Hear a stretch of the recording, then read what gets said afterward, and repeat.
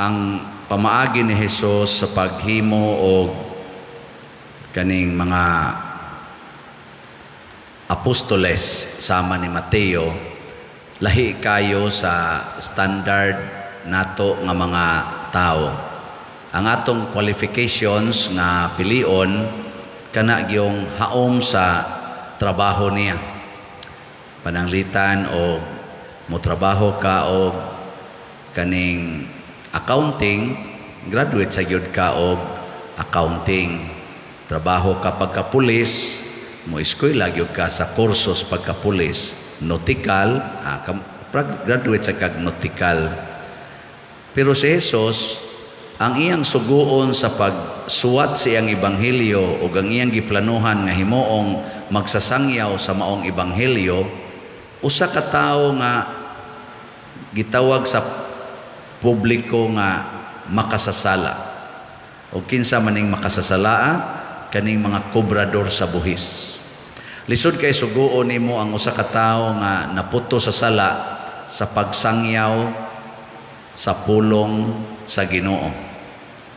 Murabag unsa may gipakita ni Jesus dinhi nga way arang niya. Si San Pablo sad ug atong hisgutan ang iyang kinabuhi, iya sang gitawag sad siya ni Jesus samtang naglutos pa siya sa mga tinun-an ni Jesus, iyang gipangpatay, iyang gipapriso. Aning panahona katong padung siya sa Damasco nga porte na gid niya kaagresibo nga mo lutos, kadto pag yung panahona nga siya gitawag ni Jesus aron suguon nga mahimong apostoles or apostol ngadto sa mga dili Hudiyo. So way arang sa Ginoo. Nya kay wa may arang sa Ginoo, kita sang mga tao nga nagsunod niya, mutuo taani og mulaom taani. Muna kining mga kahimtang ros kalibutan nga murag na magi panahon no makaingon tawa na gid ni paglaom ning tawhana usab maliso pa bukos ang sana, maliso pa ang sa tuig na bukos kawayan. Napatoy uban moingon mutuo ko kun muputi ng uwak. Nara ba sa usahay muputi sa nang uwak panagsa. Ang lisod-lisod sa tingali kanayon mutuo ko kun ang sapa musaka na padung sa bukid. Mga imposible ba? Pero ang Ginoo nagsulti nato nga kinahanglan gyud nga kita mulaom. Nya samtang mulaom ta, kinahanglan sad nga mobansay ta sa mga makapalambo sa paglaom ug makapahimong tinuod sa gahom sa Ginoo nga mousab sa sitwasyon or sa tao. Ug unsa maning mga buhata, si San Pablo sa atong unang pagbasa naghisgot siya nga nabilanggo siya tungod sa ebanghelyo. Mo nang niingon siya, kitang tanan gitawag og nindot gyud unta nga kita muhaom sa atong kinabuhi, muhaom ta sa atong pagkatinawag. Nya nagmention siya din higpipila ka mga pahaom ba nga kita mga tinawag. Aw kita gud mga Kristiyanos nagsimba dinhi hasta dias online siging paminaw sa misa or simbas misa, muhaom unta kuno taani. Ug unsa may atong mga batasan nga batunan kining pagka mapaubsanon. Mo ginay naguna, humility, pag mapaubsanon kamo, pag maaghop kanang pagka meek, dili ba masuko ba aghop o kasing-kasing, o pag mapailubon kanunay patience. So kaning meek, humble, nya patient nga tao, mao ni siya ang makapausab, dali kay ni siyang makapausab sa kasing-kasing o sa sitwasyon. Bisan diha sa pamilya, tistingin ninyo, gubot kayo inyong pamilya, pagpaubos lang, dawata lang yun nga imo ng pamilya, puyo diha ay pagsiglakaw-lakaw ay paglikay, lingkuri ba, yak ang maong sitwasyon, pagpailob niya, ayaw sige kasuko, nawa di ba, Nigsunod anang panahon, makaingon gyud ka epektibo man sad. Naabda to'y nag-away nga pamilya nga portig yung gubuta. Sukad pa kuno pagkaminyo nila, portig yung gubuta. Sa dihang nagpatambag nga rin ako, niya akong gitambagan nga dawatan ang imong asawa. Aron sa dang imong asawa, di na magsigigyaw-yaw. Sige, sa kagreklamong banaha ka. Niya antusa gyud. Niya pag-ampo gyud maayo. Mao na to ang among termino, ampo, alagad, antos. Mao na among termino. Sa dihang gi-practice ni Sbana, karon magsigim nagsulti nako. Wa na gyud kuno sila mag-away. Gimingaw na kuno siya usay ang hagdon niyang asawa. Dai mag-away sa toy kada adlaw man ta sa una, karon di na man ta mag-away. Ilag yung awayan sa una kana gyud kwarta gyud. Kwarta. Karon kuno din agin sila maghisgot bahin anang kwarta. Ganang relax na gyud kay sila nako. Giunsa man na ninyo? Ampo, alagad niya antos. Pareha, maura ba ni haom-haom ra ba ni ani? Ipakita ang inyong gugma pinaagi sa pagtinabangay.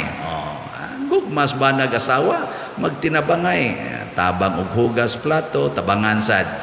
Nindot kay na kana bitang imong asawa nagmoytig sabon, nya ikay tigwaswas sa plato. Kadindot ana no.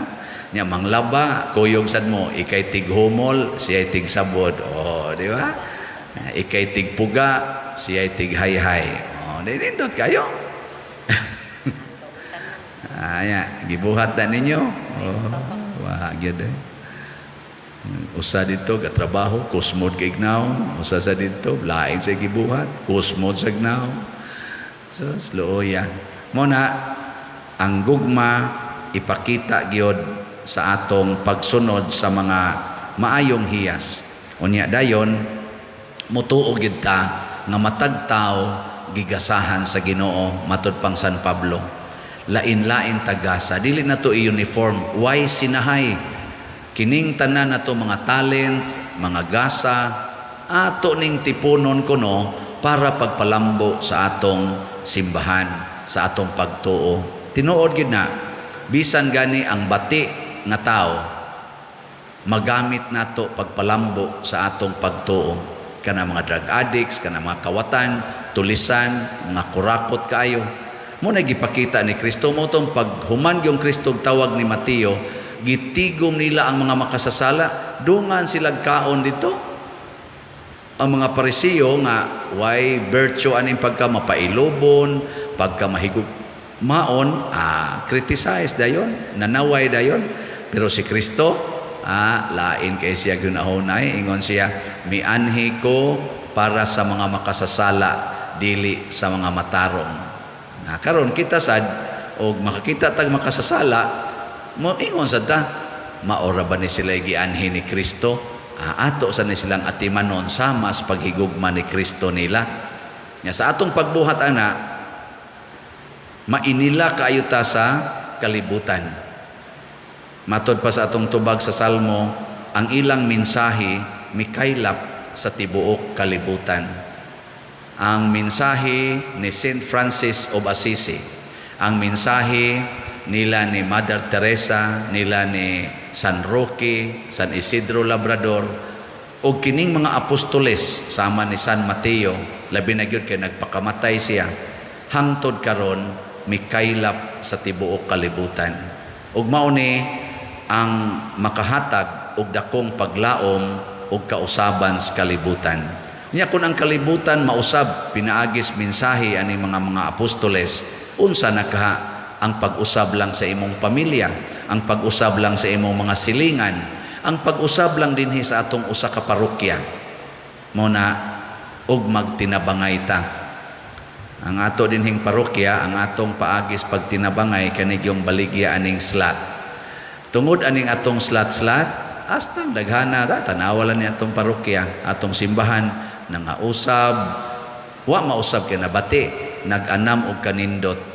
Kanang symbolic ni siya nga kun magtinabangay di ay ta, unya sunod sa pamaagi ni Kristo nga dili kwarta ang higugmaon kung dili ang pagtinabangay, paghigugmaay, mga usab gyud gikan sa bati munindot, gikan sa nindot mas munindot, og hangtod gyud musangko tas kinanindutan nga kinabuhi nga mao ang langit. Diinto ang nagpuyo na ron sila si San Mateo og kuyog sa mahal nga Birhen Maria, nilang San Vicente Ferrer og sa tanang mga anghel og mga santo sa langit. Pagkanindot og matipon ta didto, no? Sige, mo nay atong pangandoyon kanunay.